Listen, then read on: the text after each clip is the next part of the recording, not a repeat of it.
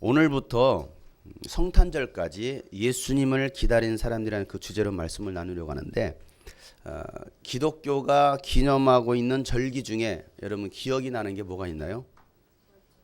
부활절, 추수감사절, 성탄절.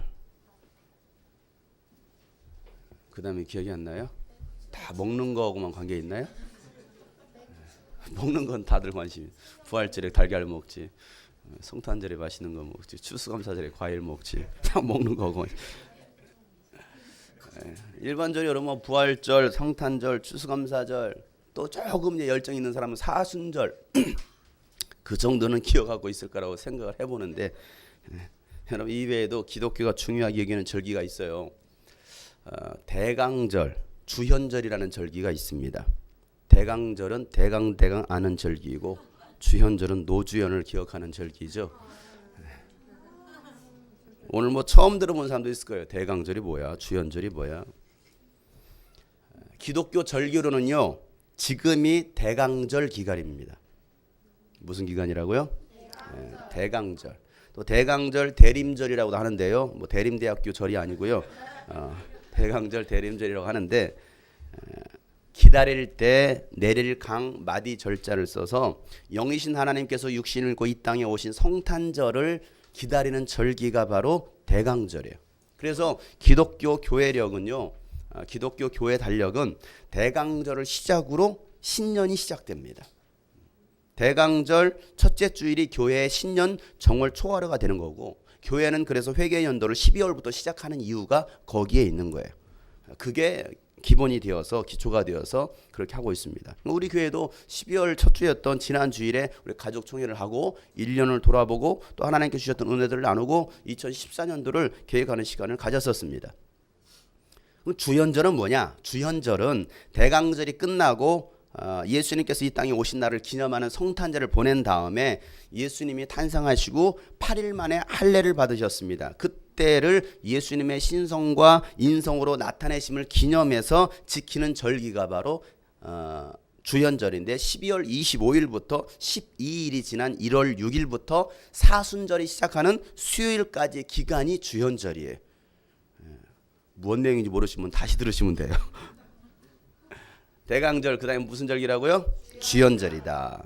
그래서 이 대강절이나 주현절이나 사순절, 부활절 모두 사람들이 정해놓은 절기이지 성경에서 하나님께서 정해놓으시고 지키라고 하신 절기들은 아닙니다.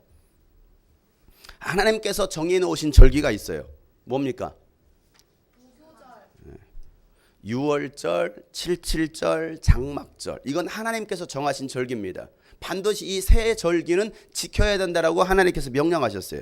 그런데 오늘날 기독교인들이 6월절, 77절, 장막절을 지킵니까? 지키지 않죠. 왜 지키지 않습니까?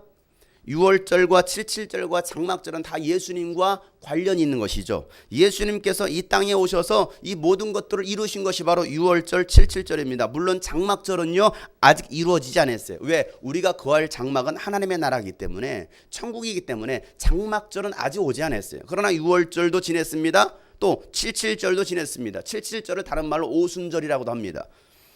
장막절은 예수님이 재림하셔서 성도들이 하나님 나라에 들어가는 날이 장막절이기 때문에 비록 사람들이 정해놓은 대강절과 주현절 등이 있지만 그 절기가 중요한 신앙의 의미를 가지고 있기 때문에 우리가 기억할 필요는 있겠다라는 생각을 해봅니다.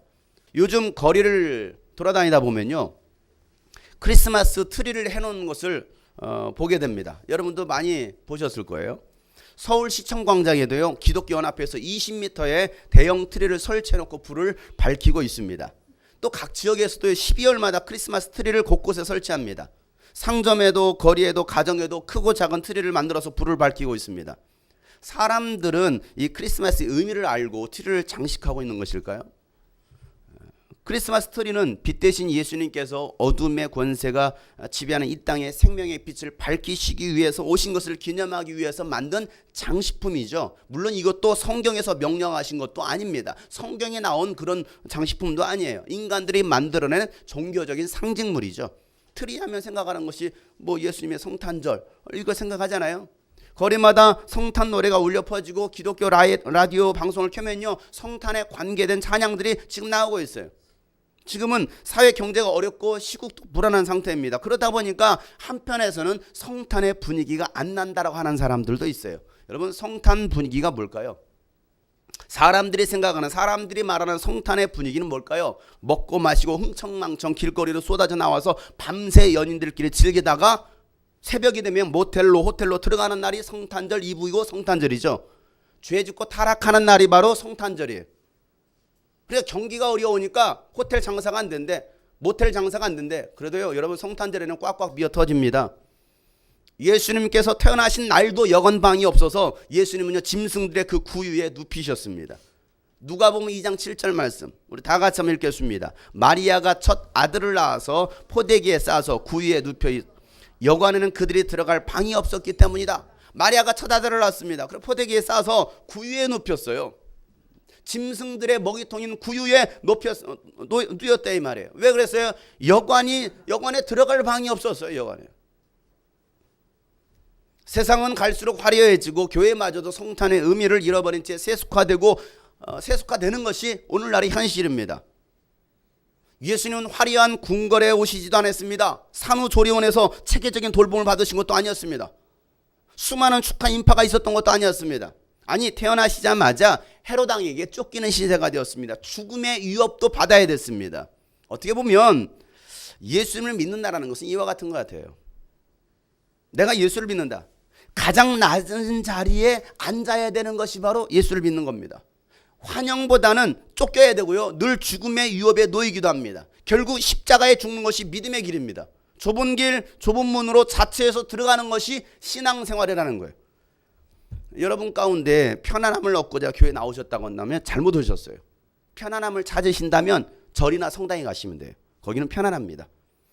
세상에서 누릴 수 있는 거 다 누리길 원하고 소원 성취하시길 원하신다면 교회보다는요, 절이 훨낫습니다. 성당을 찾아가세요. 정 답답하면 무당 찾아가시면 돼요.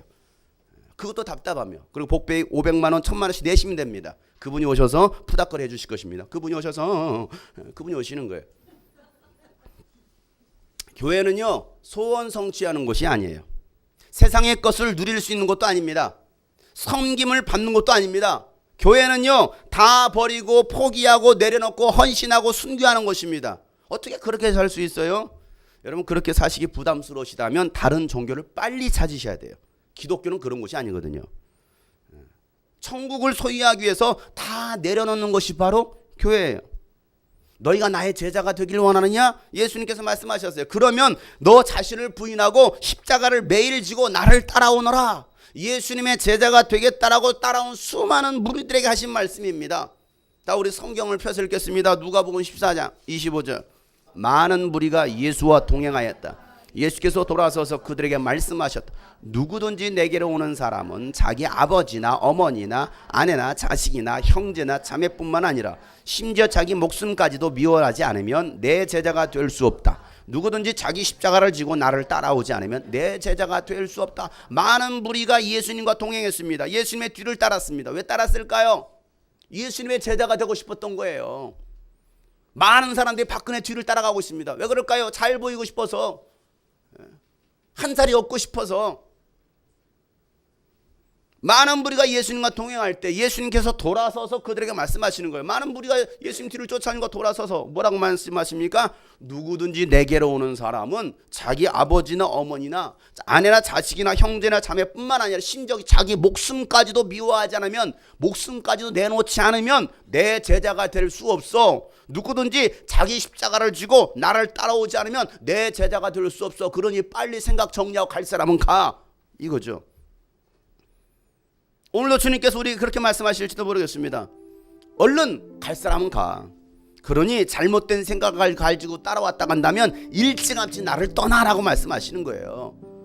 그렇게 해서 얻어지는 것이 무엇입니까? 금은보화, 부귀영화, 출세가 아니었습니다. 영생입니다. 영생. 영생 얻으려고 오늘도 그 길을 가는 거예요. 이게 참 무식한 짓 아닙니까? 영생이 눈에 보이나요? 돈다발이 막 떨어졌으면 얼마나 좋겠어요. 그런데 그것도 아니잖아요. 뭐 출세의 길 확 열리면 얼마나 좋겠습니까? 그런데 신앙의 길은, 예수 믿는 길은 그 길이 아니거든요. 그런데 너희들이 나를 따라오고 나의 제자가 되려거든 다 버리고 쫓아와야 돼 라고 말씀하시고 있어. 그러니 일찌감치 생각 접고 자기 갈 길 갈 사람은 가라고 말씀하시는 거예요. 주님이 홀로 가신 그 길 나도 따라가고 모든 물과 피를 흘리시 그 길을 나도 가오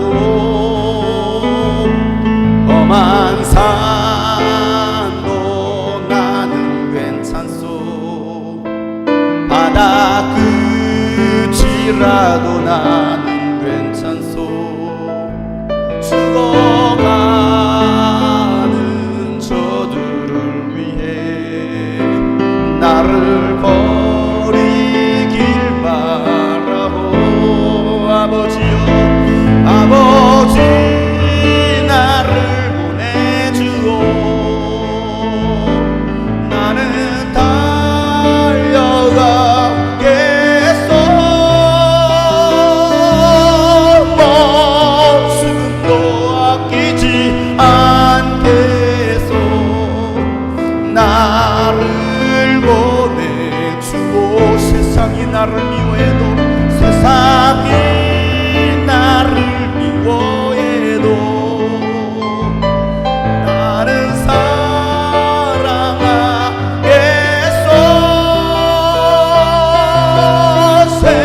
세상을 구원할 십자가 나도 따라가오 생명을 버리면서까지 생명을 버리면서까지 나를 사랑한 예수 나를 사랑한 예수 이 작은 나를 받아주오 나도 사랑하오. 여러분 영생을 얻으려고 이 길을 가는 거예요. 아니 예수님이 영생을 주시려고 그 길을 가셨던 거예요. 근데 우리는 무엇을 따라가고 있습니까? 무엇을 원하십니까? 무엇을 바라십니까? 오늘 여러분 이 자리에 무엇을 얻기 위해서 나오셨습니까? 신앙생활은 지금이라도 당장 순교자의 명단에 올릴 비장함을 가지고 하는 겁니다. 어떤 사람 이런 생각을 할 것입니다. 그렇게 교회 다니면 재밌냐? 아유, 야, 어떻게 그러고 교회 다니냐? 여러분 나름 재미있습니다. 굉장히 흥미진진합니다. 오늘은 또 무슨 일이 일어날까? 오늘은 또 무슨 사건이 일어날까? 굉장히 재미집니다. 그러니까 오늘도 이렇게 찬양하는 거 아닙니까? 예수님 안에 깊이 들어오면 굉장히 재미있어요. 자꾸 겉도니까 재미가 없고 시험 들어요. 안으로 깊숙이 들어오면요 여러분이 알지 못했던 기쁨과 평안과 그 찬송이 우리 안에 있는 거예요. 깊이 들어보세요. 깊이. 주 예수 내 맘에 들어와 계시는 변하여 새 사람 되고 내가 늘 바라던 참빛을 찾음도 주 예수 내 맘에 오신 주 예수 내 맘에 오신 주 예수 내 맘에 오신 물빛듯 내 맘에 기쁨이 넘치는 주 예수 내 맘에 오신 주 예수 내 맘에 주 예수 내 맘에 들어와 계시는 망령된 행실을 끊고 머리털보다도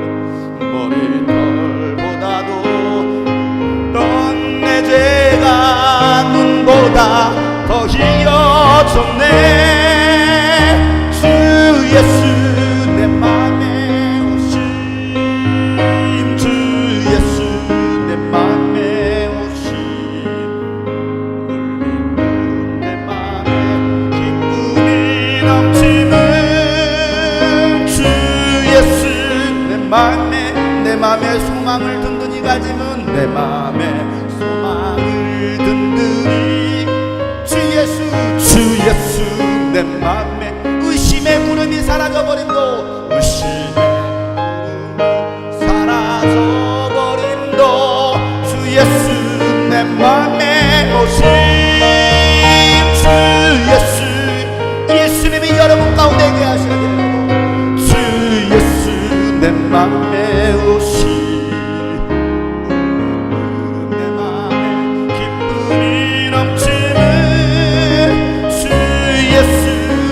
사망의 음침한 골짜기 가다가도 사망의 음침한 골짜기 가다가 밝은 빛 오련히 보고 저 하늘로 바라게 주 예수 내 맘에 오심 주 예수 내 맘에 오심 주 예수 내 맘에 오심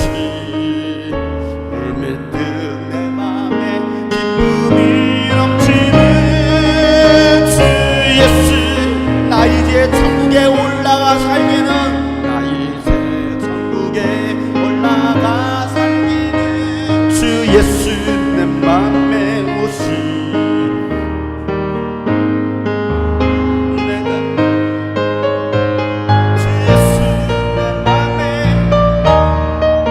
주 예수 내 맘에 주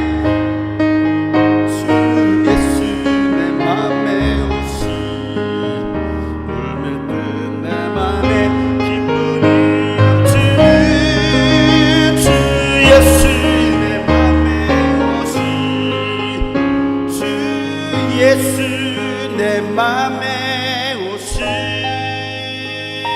주 예수 내 맘에 오심 물밀듯 내 맘에 기쁨이 넘치는 주 예수 내 맘에 오심 여러분 주님이 우리 안에 계시잖아요. 기쁘잖아요. 신앙생활 재미없어요. 교회 다니는 거 재미없어요. 찬송이 무슨 재미있습니까? 기도가 무슨 재미있습니까? 얼마나 지루해요. 오늘 이 자리에도 여러분 찬양하는데 기쁨이 없다, 재미가 없다, 빨리 절로 가시면 돼요. 성당에 가시면 돼요. 아니면 예수를 만나시든지 예수님이 여러분의 안에 거하시든지 예수님과 함께 하시든지 정말 내 안에 물밑에 흘러넘치는 그 기쁨이 있어야 되는데 뭘 해도 만족이 없어. 교회를 나와도 만족이 없어. 마지못해요. 그저 끌려서 나오는 사람들. 여러분 기쁨으로 오셨나요? 정말 여러분 예수 믿는 게 신앙생활하는 게 교회 다니는 게 여러분 기쁩니까? 여러분 주님 앞에 선신하고 봉사하고 충성하는 게 여러분 기쁩니까? 이틀 전에는 한길이가 갑자기 아빠 왜? 나 나중에 목사님 할래. 야. 왜 그래? 나 목사님은 왜?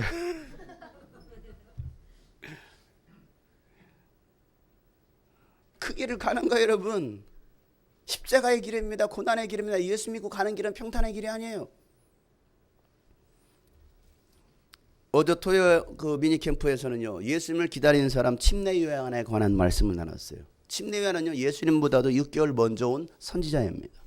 그는 태어나기 전부터 선지자로 부름받은 사람이었습니다. 주님이 보시기에 큰 인물이었다라고 성경은 말합니다.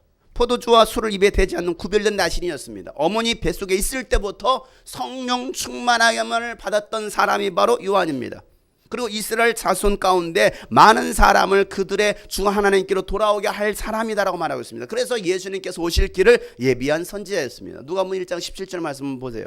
그는 또한 엘리야의 심령과 능력을 가지고 주님보다 앞서와 부모의 마음을 자녀에게 돌아오게 하고 거역하는 자들을 의인의 지혜의 길로 돌아서게 해서 주님 맞이할 준비가 된 백성을 마련할 것이다. 침례 요한은 누굽니까? 엘리야의 심령과 능력을 가지고 온 자입니다. 뭘 가지고 왔다고요? 엘리야의 심령. 엘리야의 심령. 엘리야의 심령이 뭐였을까요? 엘리야의 능력은 여러분 대충 아실 거예요. 기도해서 3년 6개월 동안 비 내리지 않고 비 내리게 했던 그 엘리야의 능력, 엄청난 능력. 엘리야의 심령은 무엇입니까? 엘리야의 심령은요, 회개하라. 회개하라, 하나님께로 돌아오라. 이게 엘리야의 심령입니다. 죄인의 길에서 의인의 길로 돌아서게 해서 주님을 맞이할 준비가 된 백성을 마련한 사람이 바로 침례 요한입니다. 너희들의 잘못된 생각을 뜯어 고치고 하나님께로 돌아와라.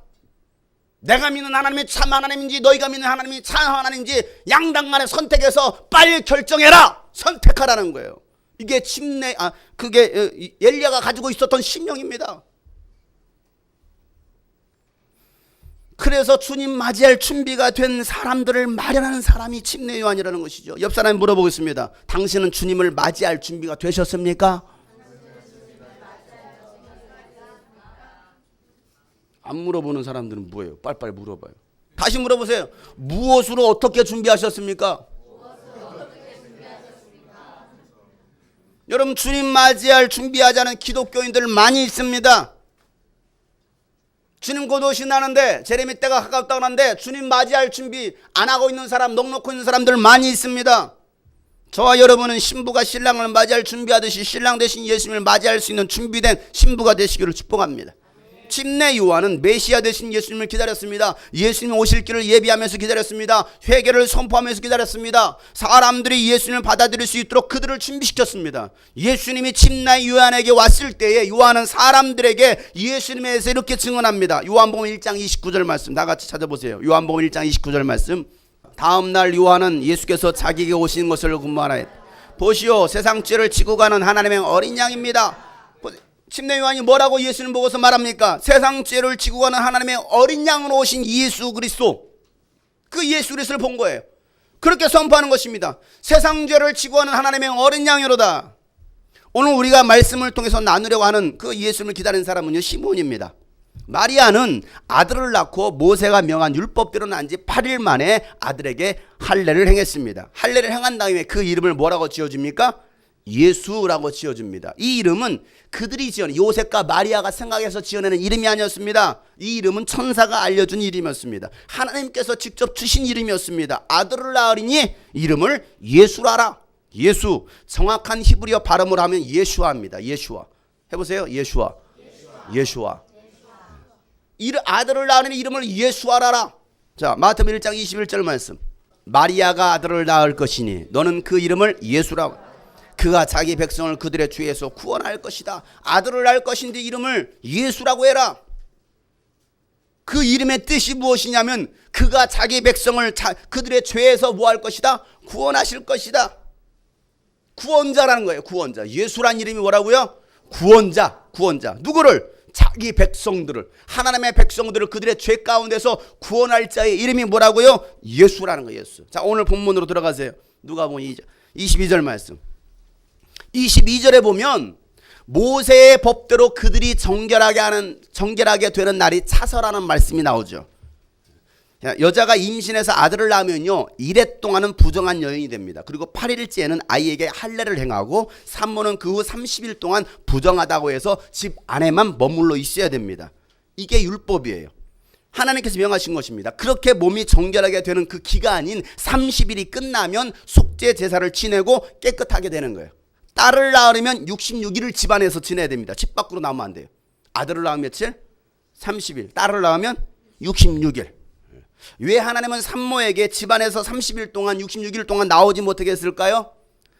산후조리를 시키신 거예요. 하나님은 그걸 아시고 산후조리를 시키신 거예요. 아니, 농담이 아니에요. 그 정도 하나님은 섬세하신 분이십니다.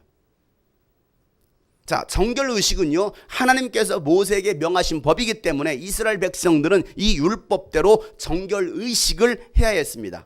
레위기 12장을 보세요. 레위기 12장 6절 말씀.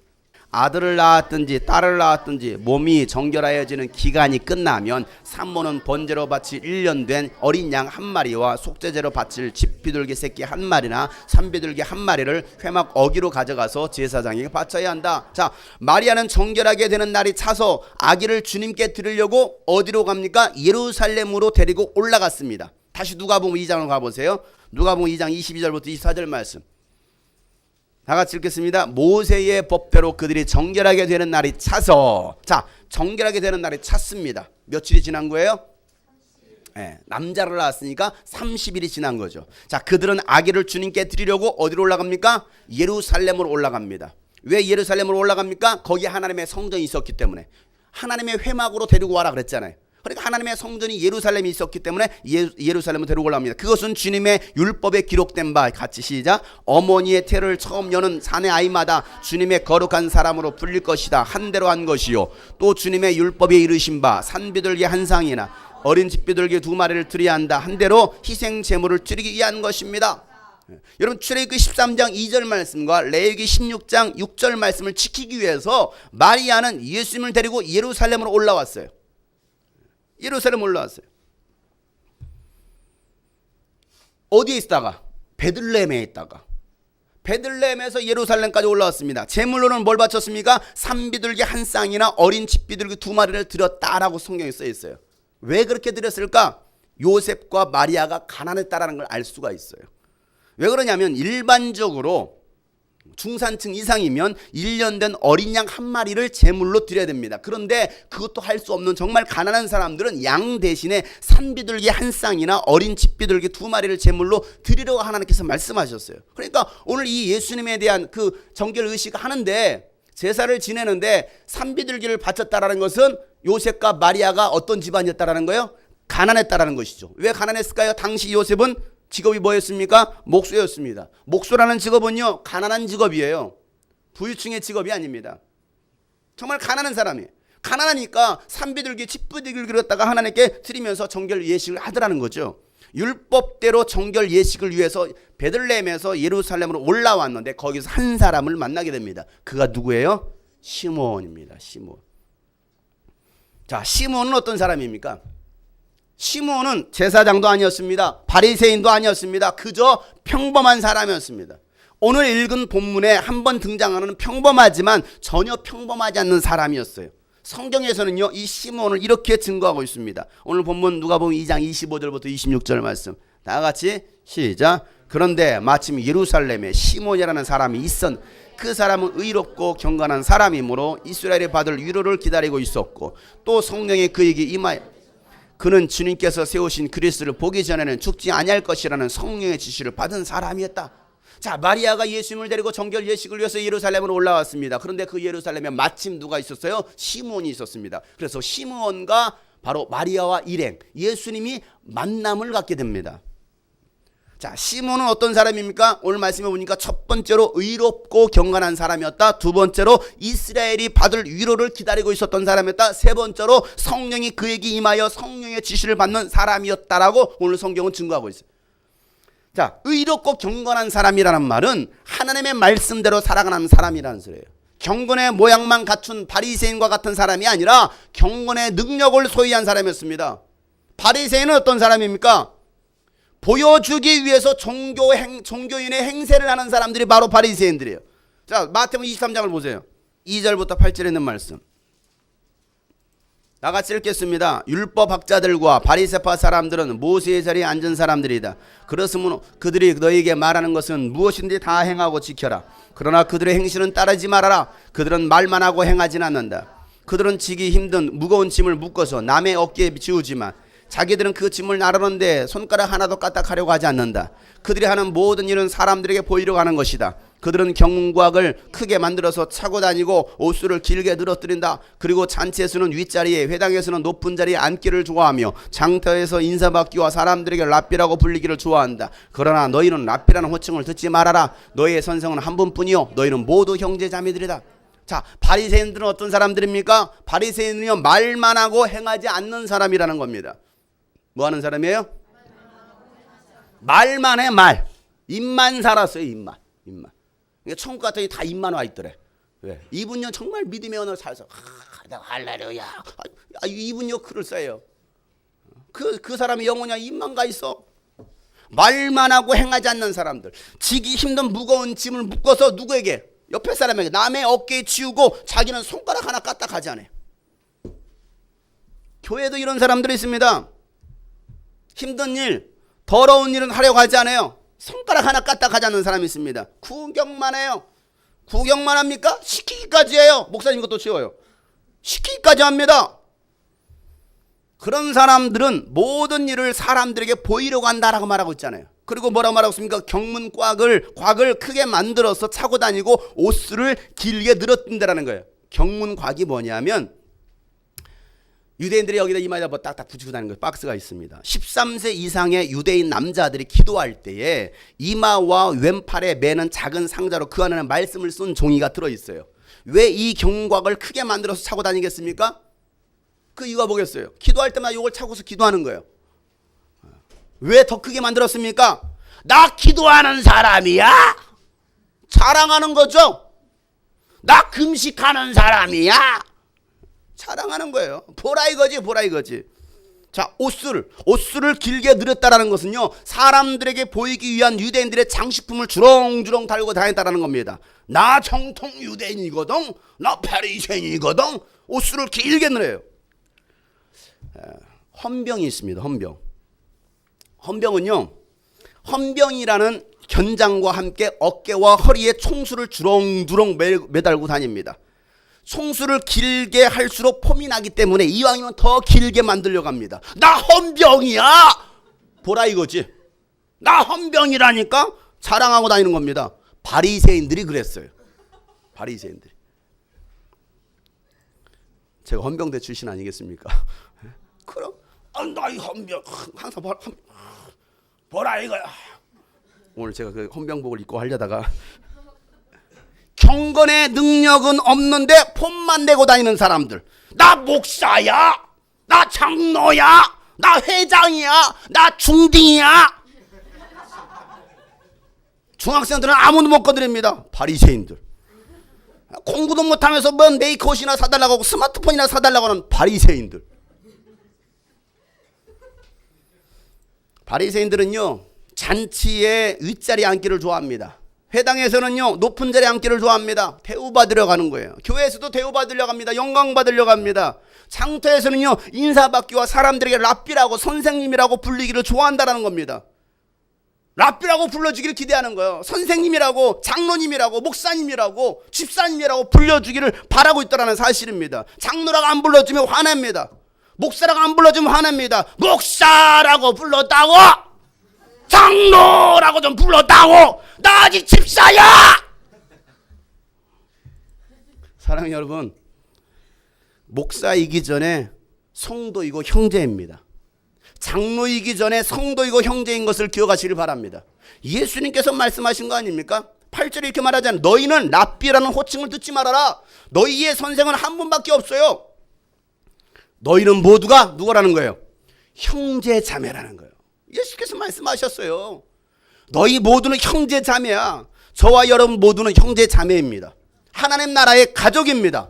제가 여러분을 형제 자매라고 불렀다고 해서 여러분 기분 나빠하지 마세요. 왜? 예수님께서 그건 명령하신 것이니까. 여러분이 저를 목사라고 안 부르고 형제님이라고 불러도 저는 전혀 기분 나빠하지 않습니다. 자매들이요, 저를 목사라고 부르지 말고 이왕이면 오빠라고 불러주세요. 그게 헐나요. 한번 불러볼래?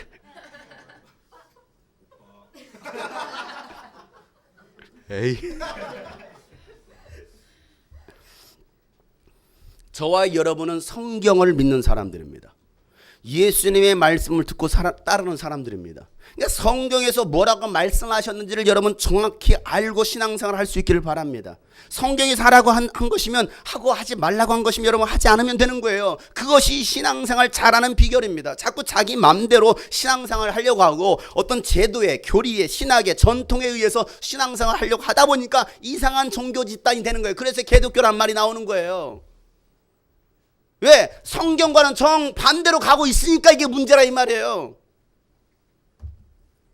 랍비라고 불리기를 좋아하지 말라. 너희들은 모두가 형제여 자매라는 것입니다. 옆에 사람 보고 형제님 자매님 불러보세요. 뭘 여자한테 형제님 그래? 네 둘이 여자들 아니야? 둘이 떡까지 맞으면서 형제님. 아, 니네 남자였구나. 왜 여장하고 다녀? 비밀이 밝혀졌습니다. 아무튼 다시 옆에 불러보세요. 또 형제님이라고 불러라. 자, 옆에서 보고 형제님 자매님 불러보세요. 시작.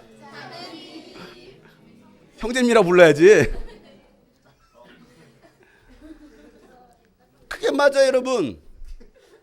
근데 우리는 자꾸 뭔가 높임 받으려고 바리새인처럼 오늘날 교회가 기독교가 바리새인화가 되고 있어요. 잘못되고 있다 이거죠. 영광 받으려고 하는 거예요. 이상한 종교 집단을 만들어 갔습니다. 시므온은요 의롭고 경건한 사람이었습니다. 그리고 그는 이스라엘이 받을 위로를 기다리고 있었던 사람이었습니다. 여러분 이스라엘이 받을 위로가 뭡니까? 그들을 구원할 메시아입니다. 예수 그리스도입니다. 어디에서 무엇으로부터 위로를 받을 수 있습니까? 뭐예요? 위로는요 오직 하나님께로부터 받을 수 있는 거예요. 위로부터 오는 거야. 위로 어디서 와요? 그래요. 여러분 돈이 위로가 됩니까? 권력이 위로가 됩니까? 예쁜 아내가 여러분 위로가 됩니까? 뭐 넓은 집이 여러분 위로가 됩니까? 여가 활동이 위로가 됩니까? 그래서 여러분 위로가 돼서 자살합니까? 그런 것은 잠시뿐이지 영혼의 위로를 줄 수 있는 것들은 아니라는 거예요. 악한 영들에게 속아서 세상 것들을 따라 살아가는 것입니다. 우리 영혼의 위로는 예수 그리스도 한 분밖에 없음을 여러분 믿으시길 바랍니다. 나의 위로는 하늘로부터 온다. 나의 위로는 예수님께로부터 온다라고 고백할 수 있는 그 신앙들. 나의 갈 길 다가도록 예수 인도하시니 내 주 안에 있는 긍휼 어찌 의심하리요. 믿음으로 사는 뭘 받습니까? 하늘 위로 받겠네. 무슨 일을 만나든지 만사형통하리. 무슨 일을 만나든지 만사형통. 믿음으로 사는 자는 믿음으로 사는 하늘 위로 받겠네. 무슨 일을 만나든지 만사형통하리라. 무슨 일을 만나든지 만사형통하리라.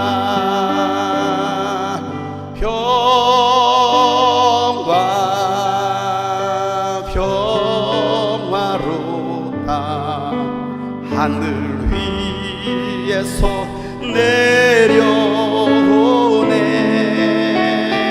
내려오네. 그 사랑의 물결이 영원토록 내 영혼을 덮으소서. 여러분 위로는 하늘로부터 오는 거예요. 이 땅에서 오는 것이 아니라 이 말이에요. 근데 많은 사람이 이 땅에 것에서 위로가 오늘 착각하는 거야. 돈에서 위로를 받으려고 그래요. 사람들에게서 위로를 받으려고 합니다. 남자한테서 여자한테서 세상의 쾌락들로부터 위로를 받으려고 그래요. 문화가 여러분의 위로를 충족해 줍니까? 아니라 이 말이에요. 착각하지 마세요. 속지 마세요. 위로는 하늘로부터 오는 겁니다. 위로는 오직 예수 그리스도를 통해서 오는 거예요. 시몬은요 이스라엘 백성을 위해서 그 위로를 준비하셨던 그 위로를 기다렸던 사람입니다.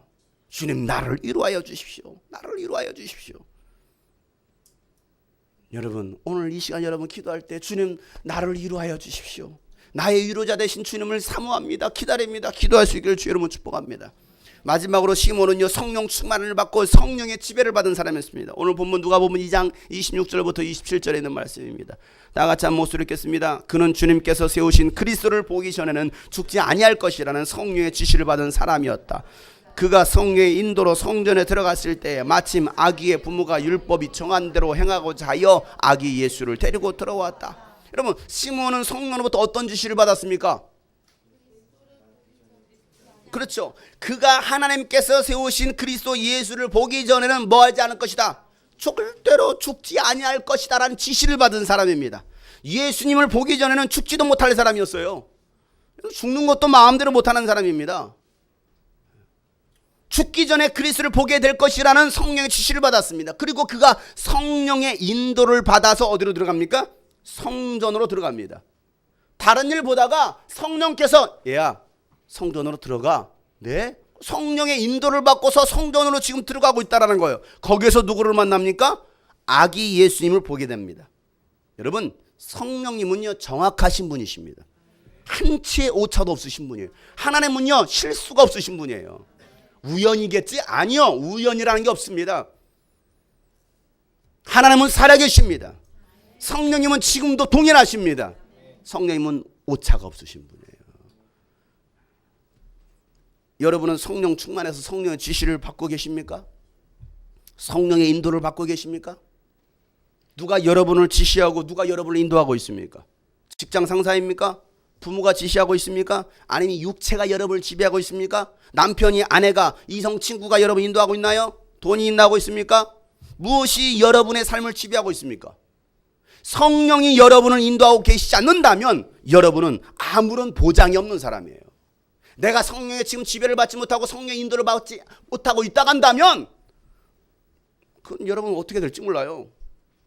저한테 물어보지 마세요. 저 죽으면 어떻게 될까요? 몰라.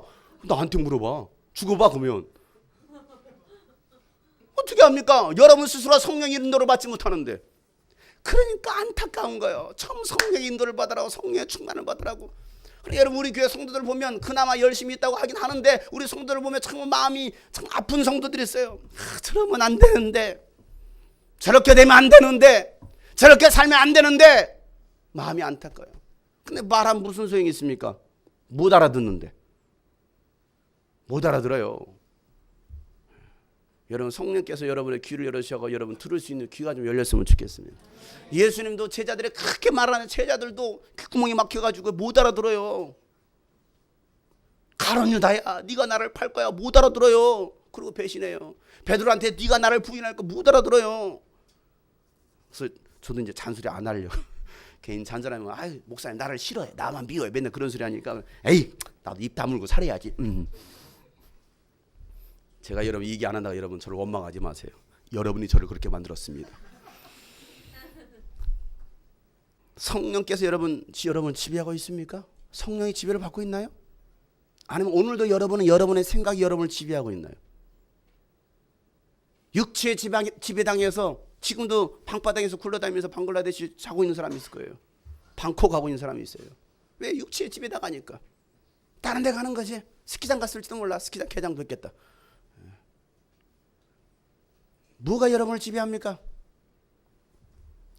안타까운 거야, 안타까운 거야. 저러면 안 되는데. 저러면 안 되는데. 몇 번 권면의 말을 합니다. 아이, 잘해야지. 열심히 해. 열심히 하셔야죠. 맨날 제가 얼굴 볼 때 왜 알아! 왜 이러고 돌아다니겠습니까? 저 그렇게 안 해요. 저를 나쁜 사람 모르지 마세요. 저 얼굴 볼 때마다 왜 알아! 이 독사의 자식아! 이 뚱개지야! 이렇게 하지 않아요. 그러면 안 되지. 정신 차려야지. 여러분 성령께서 오신 이유는요, 여러분을 진리 가운데로 인도하시기 위함입니다. 성령이 오신 이유는요, 진리 되신 예수님께로 인도하시기 위함이에요. 여러분의 장래까지 인도하시는 분은 바로 성령님이십니다. 요한복음 16장 13절 말씀. 그러나 그분 곧 진리의 영이 오시면 그가 너희를 모든 진리 가운데로 인도하실 것이다. 그는 자기 마음대로 말씀하지 않으시고 듣는 것만 일러주실 것이요 앞으로 올 일들을 너희에게 알려주실 것이다. 그래요. 진리의 영이 오시면 그가 모든 진리 가운데로 진리 되신 예수님께로 인도하실 것이다. 자기 마음대로 말씀하지 않으시고 듣는 것만 알려주실 것이고 앞으로 올 일, 장래의 일까지도 너에게 알려주실 것이다라고 말하고 있습니다. 저의 장래는 어떻게 될까요? 목사님, 저한테 물어보지 마세요. 성령님께 물어보세요. 목사님, 저 어떻게 할까? 앞으로 어떻게, 왜 저한테 물어봅니까? 여러분 안에 계신 성령님이 계시다고 한다면 여러분 안에 계신 성령님께 물어보세요. 자꾸 저한테 아주 난감한 질문 하지 마세요. 곤란한 질문 하지 마세요. 글쎄 지옥 갈 것 같은데 어떻게 말합니까? 어떻게 말해요? 말 못해, 무서워서. 저한테 물어보지 마시고 여러분 안에 계신 성령님께 물어보세요. 가슴에서 성령님 저 앞으로 어떻게 될까요? 물어보세요. 아무런 음성이 안 들릴 거예요. 성령님이 안 계셔. 그러면 여러분 곤란해요. 여러분 이런 성령의 인도를 받지 못하고 교회 생활을 하는 사람들 얼마나 교회 생활에 재미없을까요? 오늘 이 자리에 와서 앉아있으니까 졸다만 가는 거야. 왜 재미가 없거든? 말씀이 들어옵니까? 뭐가 들어옵니까? 아무 생각 없는데. 온갖 잡된 잡생각만 가득한 거야. 정말 주님의 은혜를 삼하고 주의 말씀을 기대하는 마음도 없어요. 교회 생활이 재미없는 거죠. 종교인인 거야. 바리새인인 거야. 어쩔 수 없이 주일이니까 교회 가야 되는 거야. 왜 안 왔냐 또. 너 왜 교회 안 왔어. 또 그 목사님은 잔소리가 듣고 싶지 않으니까. 교회 생활이 재미없으신 분들은 성령 받으시길 바랍니다. 성령 충만하지 않으면 종말의 때를 살아갈 수 없습니다. 믿음을 지킬 수가 없습니다. 예수의 증인될 수 없습니다. 끝까지 여러분의 구원을 이루어갈 수 없습니다. 성령 충만할 때 찬양할 수 있고 기도할 수 있는 거예요. 성령 충만할 때 여러분 감사할 수 있고 사랑하고 용서할 수 있는 것입니다. 성령 충만할 때 헌신과 충성과 인내의 열매를 맺을 수가 있는 거예요. 성령 충만하지 않으면 아무것도 없어요. 한때 열심히 했다가 한때 회장도 했다가 한때 직분도 감당했다가 그러다가 그냥 끝나는 거예요. 세상으로 다시 나가는 거예요. 믿음 팔아먹는 거예요. 예수 팔아먹는 30년에 팔아버리는 거죠. 나 예수 몰라. 나 주님이 꿈꾸신 교회 몰라. 나 장영상 더 이상 알고 싶지 않아. 부인하는 거죠. 왜? 성령 충만함이 사라지니까. 아까 여러분 찬양했죠. 다시 복음 앞에 내 영혼 서네. 다시 서세요 여러분. 다른 방법 없어요. 다시 예수 앞에 서시길 바래요. 다시 성령의 인도함을 받기를 원합니다. 하나님 나에게 성령의 충만함을 주시옵소서. 그렇게 간구하는 여러분 되시길 바랍니다. 주여 나에게 성령 충만함을 주시옵소서. 시작. 주여 나에게 성령 충만함을 주시옵소서. 시작. 주여 나에게 성령 충만함을 주시옵소서. 주여 시작. 주여 나에게 성령 충만함을 주시옵소서. 성령이여 나를 인도하여 주시옵소서. 세 번 시작.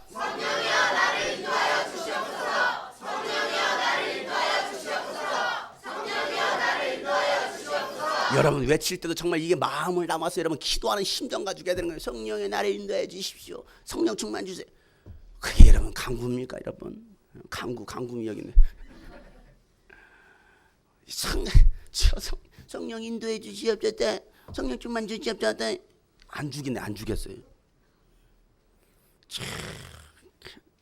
금요일날 얘기했잖아요. 그 과부가 억울한 일을 당했던 과부가 불의한 재판관에 나의 억울한 일을 좀 풀어주세요. 또 가까이 나의 억울함을 좀 들어주세요. 나의 억울함을 좀 풀어주세요. 재판관님, 재판관이 귀찮아서라도 들어준다라고 성경은 얘기하고 있잖아요. 그런 간절함이 있네. 주여 나에게 성령의 충만함을 주세요.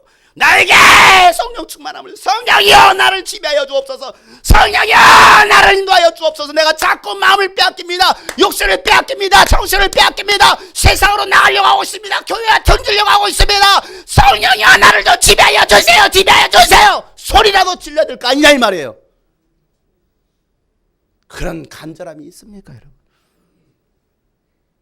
제가 처음 얘기했잖아요. 그럴 마음 없으시면 빨리 성당으로 가세요. 그냥 절로 가세요. 그게 차라리 나을지도 모르겠습니다. 그러다 또 가야겠다. 어리석은 자들이요. 그게 아니고 가슴을 찌고 회개해야 되는데 그래 목사님 가라고 했어. 목사님 말씀 순종해야지. 청개구리야 청개구리. 아이고 청개구리들. 그래 가야지. 괜히 목사님 마음 아프게 하느니 내가 아이고 오늘 결단했습니다 목사님. 안녕히 계세요. 잘 가세요. 축복하겠습니다. 시므온은요 구원의 주님을 보았습니다. 그리고 주님을 증거합니다. 주님이 오셔서 하실 일을 성령의 감동이 되어 선포합니다. 오늘 본문 누가복음 2장 29절부터 32절 말씀 다 같이 읽겠습니다. 주님, 이제 주님께서는 주님의 말씀을 따라 이 종을 세상에서 평안히 떠나게 해주십니다. 내 눈이 주님의 구원을 보았습니다. 주님께서 이것을 모든 백성 앞에 마련하셨으니 이는 이방 사람들에게는 계시하는 빛이요 주님의 백성 이스라엘에게는 영광입니다. 내 눈이 주님의 구원을 보았습니다라고 말하고 있어요. 내 눈이 주님의 구원을 보았다는. 여러분 이 시간 주님의 구원을 보시길 바랍니다. 예수를 보시길 바랍니다. 여러분도 시므온처럼 예수님을 증거하시길 바랍니다. 예수님이 이방인을 구원하시는 생명의 빛이시오 이스라엘에게는 영광이라고 선포할 수 있기를 바랍니다. 34절에 계속해서 시몬이 이렇게 말합니다. 34절 35절 말씀 다 같이. 시몬이 그들을 축복한 뒤에 아기의 어머니 마리에게 말하였다. 보십시오, 이 아기는 이스라엘 가운데 많은 사람을 넘어지게도 하고 일어서게도 하려고 세우심을 받았으며 비방받는 표징이 되게 하려고 세우심을 받았습니다. 그리고 칼이 당신의 마음을 찌를 것입니다. 그래야 많은 사람의 마음속 생각들이 드러나게 될 것입니다. 예수님이 누구냐? 예수님이 이런 분이시다라고 그가 증거하기를 예수는 많은 사람을 넘어지게도 하고 일어서게도 하려고 세우심을 받은, 들었다 놨다 하시는 분.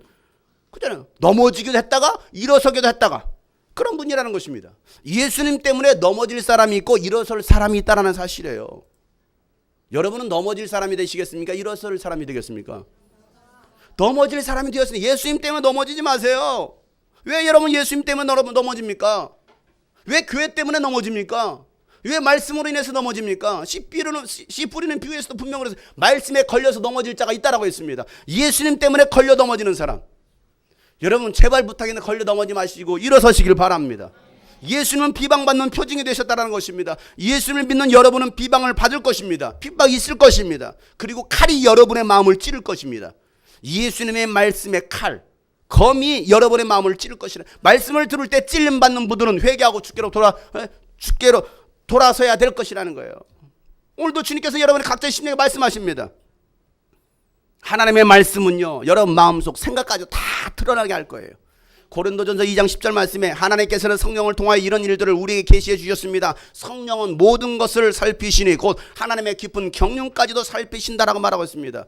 히브리서 4장 12절 말씀에도 하나님의 말씀은 살아있고 힘이 있어서 어떤 양날 칼보다도 더 날카롭습니다. 그래서 사람 속을 꿰뚫어 본다라는 것입니다. 여러분 속을 꿰뚫어 보시는 분이 바로 성령님이십니다. 지금 무슨 생각하고 있는데 무슨 마음을 가지고 있는지 성령님 다 아시는 거예요. 사람은 속일지는 몰라도 하나님은 절대 속일 수 없습니다. 콩과 영을 갈라내고 관절과 골수를 갈라놓기까지 하면서 마음에 품은 생각과 의도까지 밝혀낸다는 거예요. 여러분은 어떤 의도를 가지고 저에게 접근하는지, 여러분 어떤 의도를 가지고 교회에 오셨는지 성령이 다 아신다 이 말이에요. 신천지들이요. 회개하고 예수 믿고 구원받을지어다. 여러분은 무슨 의도를 가지고 이 자리에 와 앉아있는지 다 아신다 이거. 오늘 점심 한 끼 때우려고. 무슨 의도로 오셨습니까? 도장 찍기에서 오셨습니까?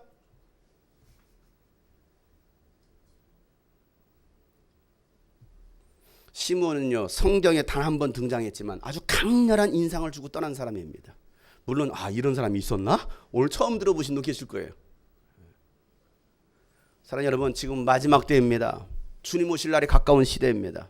우리는 주님 오심을 사모하면서 기다렸던 시므온처럼 의롭고 경건함으로 내게 주실 위로를 기다리면서 성령의 충만함으로 성령의 지배를 받는 사람들이 되어야 될 것입니다. 그렇게 오늘도 살아가고 내일도 살아가야 될 것입니다. 주여, 나로 하여금 의롭고 경건하게 살게 하여 주옵소서. 성령이여 나를 지배하여 주옵소서. 나의 평생에 주님의 위로를 기다립니다. 그런 기도가 오늘 이 시간에 있기를 주의 이름으로 축복합니다. 오늘 말씀 붙들고 기도할 때에 나는 과연 의롭고 경건하게 살고 있는가? 나는 과연 성령의 지배를 받고 있는가? 나는 과연 주님의 위로를 기다리고 있는가? 주님의 재림의 때를 나는 준비하고 있는 사람인가? 여러분 한번 생각이 되겠습니다. 하나님은 오늘도 우리에게 말씀하시는 것은 빨리 돌아서라. 오늘 시므온처럼 주님을 사모해라. 주님 오실 날 멀지 않은 이때에 정신을 차리고 간절함으로 사모함으로 주님을 맞이해라. 주님 말씀하시는 거예요. 하나님, 내가 이렇게 살게 하여 주옵소서. 시므온처럼 살게 하여 주옵소서. 시므온처럼 살게 하여 주옵소서. 의롭고 경건하게 살게 하여 주옵소서. 성령이 나를 지배하여 주옵소서. 여러분 가슴을 쳐가면서라도 온몸을 몸부림을 쳐가면서 여러분 간구해야 되겠습니다. 성령이 나를 지배하여 주옵소서. 주님을 사모합니다. 주님을 기대합니다. 주여 나를 이루하여 주옵소서. 나같이 오늘 말씀 붙들고 주여 한번 모르시고 동전을 기도합니다. 주여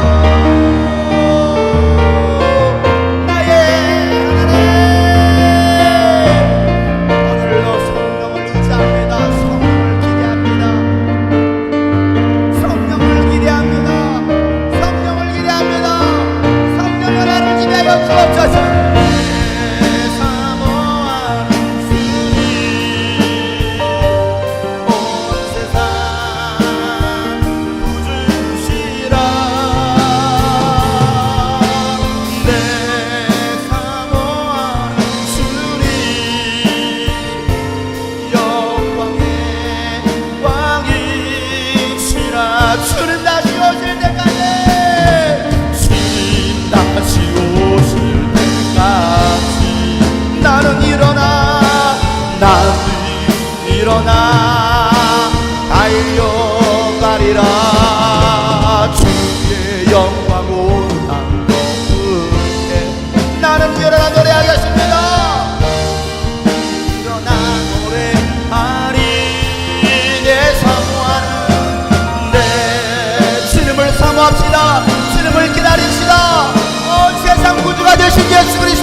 받읍시다. 내 사모하는 주님, 내 사모하는 주님, 영광에 영광에. 여러분 전심으로 진실하게 내가 주님을 기다립니다. 주님 다시 오실 때까지.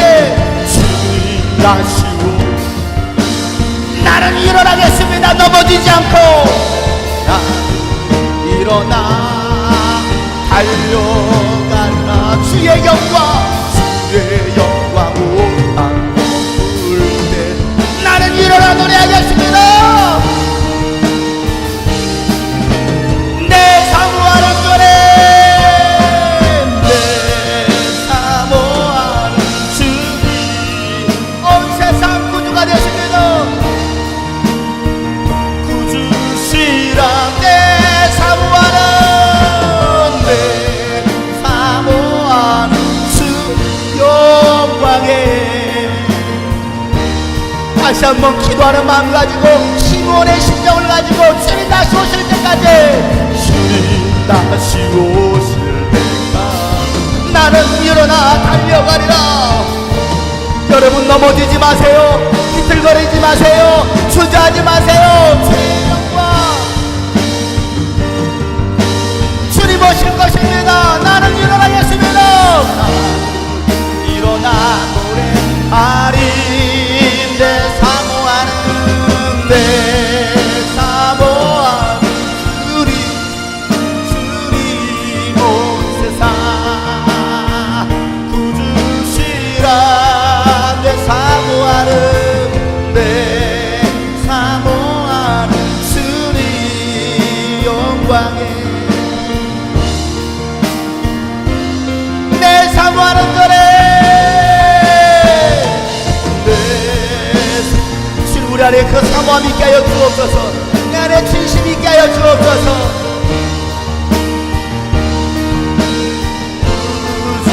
주시라. 네 하나님, 넘어지지 않겠습니다. 다시 일어서겠습니다. 다시 복음 들고 일어서겠습니다. 다시 성령으로 일어서겠습니다. 두 손 높이 들고 다시 한번 간절하게 주여 한번 부르시고 동서로 기도합니다.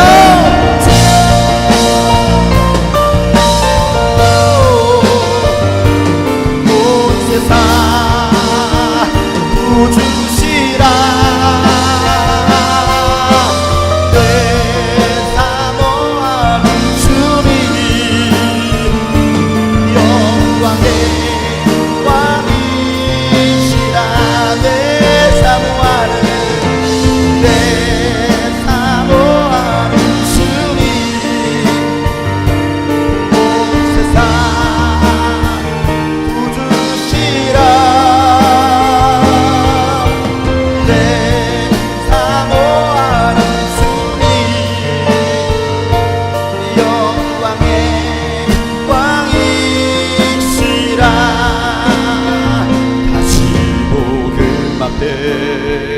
내 영혼 섬에 주님 만나 그때 나 다시 돌아가 주께 예배 드리며 다시 십자가의 길 다시 복음 앞에 다시 복음 앞에 내 영혼 섬에 주님 만난 그때 나 다시 돌아가 주님께 예배 드리며 다시 십자가의 길 다시 복음 앞에 다시 복음 앞에 내 영혼에 주님 만나 그때 나 다시 돌아가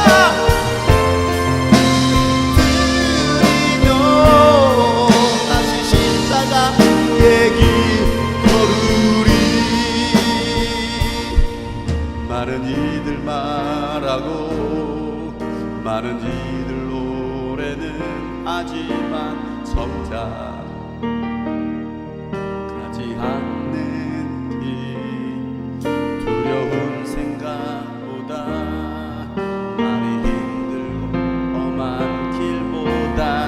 그저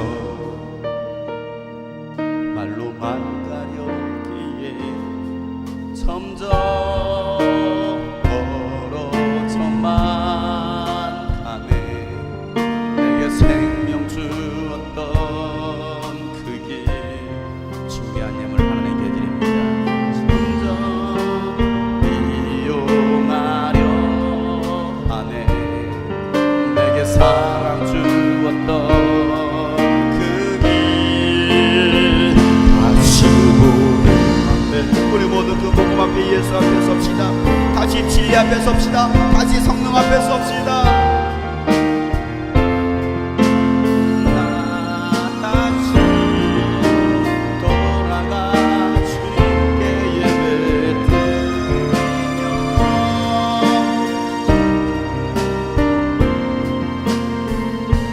많은 이들 말하고 많은 이들 노래는 하지만 정작 가진 않는 길 두려운 생각보다 많이 힘들고 험한 길보단 그저 말로만 가려기에 점점 멀어져만. 여러분 멀어졌다면 돌아오세요. 더 가까이 주께로 돌아오세요. 우리에게 생명 주셨던 그 예수에게로 돌아오세요. 이용하지 말고 점점 이용하려 사랑 주었던 기도하는 마음 가지고 결단하는 마음 가지고 다시 복음 앞에 내 영혼손에 주님만 남은 때를 생각합시다. 주님 주셨던 사명을 다시 찾읍시다. 주님 주셨던 그 열정을 다시 찾읍시다.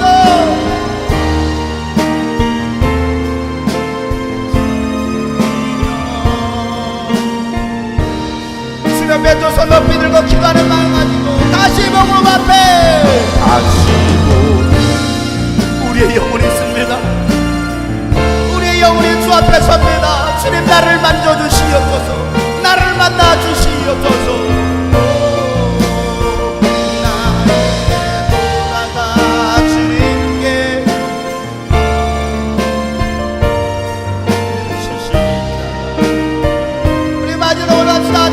예수 앞에 다시 예수 앞에 내 영혼 선에 주님 만나기에 나 다시 돌아가 내가 주께로 다시 돌아갑니다. 주님 내 손을 붙잡아 주시옵소서. 나와 함께하여 주옵소서. 잃어버린 열정을 사명을 다시 찾게 하여 주옵소서. 1분간만 주 앞에 기도하겠습니다. 하나님 다시 복음 앞에 다시 예수 앞에 서기를 원합니다. 우리의 삶이 주님 보시기에 기쁨의 제물 될 수 있기를 소망합니다. 오늘도 주 앞에 다시 갑니다. 하나님 멀어졌던 하나님과의 관계 멀어졌던 교회와의 관계 다시 돌아와 회개합니다. 주님과의 정사랑 회복합니다. 주님 우리를 붙잡아 주시옵소서. 내 영혼에 주님 만나 그때 나 다시 돌아가 주님께 예배드리며 다시 십자가의 길 걸으리. 다시 십자가의 길 다시 십자가의 길 걸으리. 다시 십자가의 길 걷겠습니다. 다시 십자가의 길 걸으리. 하나님 시므온처럼 의롭고 경건한 삶이 우리 가운데 있기를 소망합니다.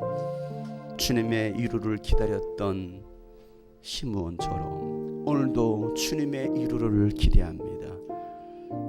성령의 충만함 받고 성령의 지배를 받았던 시므온처럼 하나님 오늘도 우리가 성령의 충만함 받아 성령의 인도함 따라 지배받는 삶이 되기를 소망합니다. 주님 오실 날 멀지 않은 이 마지막 때를 살아가는 우리가 이제는 복음의 전달자로 예수 그리스도의 증인의 삶을 살아갈 수 있도록 우리 모든 성도들을 축복하여 주시옵소서.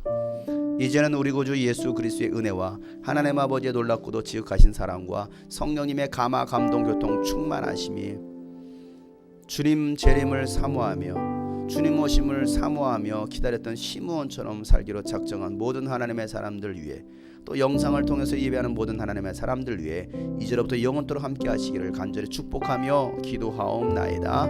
아멘.